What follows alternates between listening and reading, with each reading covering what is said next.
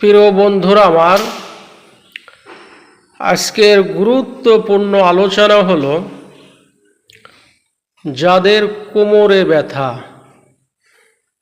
যাদের মাজায় ব্যথা, প্রচুর পরিমাণ ব্যথা করে, রুকু দিতে গেলে ব্যথা করে,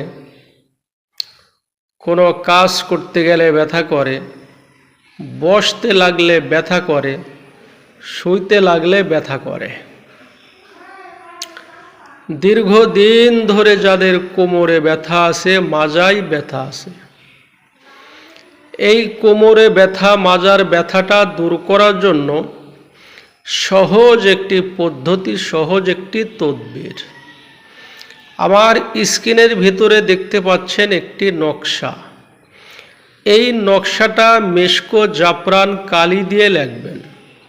লেখার পরে একটা লোহার মাদুলিতে ভরে তাবিজ বানায়া শুক্রবার ফজরের নামাজের পরে কোমরে বেঁধে দিবেন। আল্লাহ রহমতে কোমরের ব্যথা, মাজার ব্যথা দূর হবে। আর সকল ধরনের কবিরাজি চিকিৎসা করা হয়। স্ক্রিনে ফোন নাম্বার দেয়া থাকবে, আপনারা যোগাযোগ করবেন। আপনাদের উপকার করার জন্য আমি অধম চেষ্টা করব ইনশাআল্লাহ।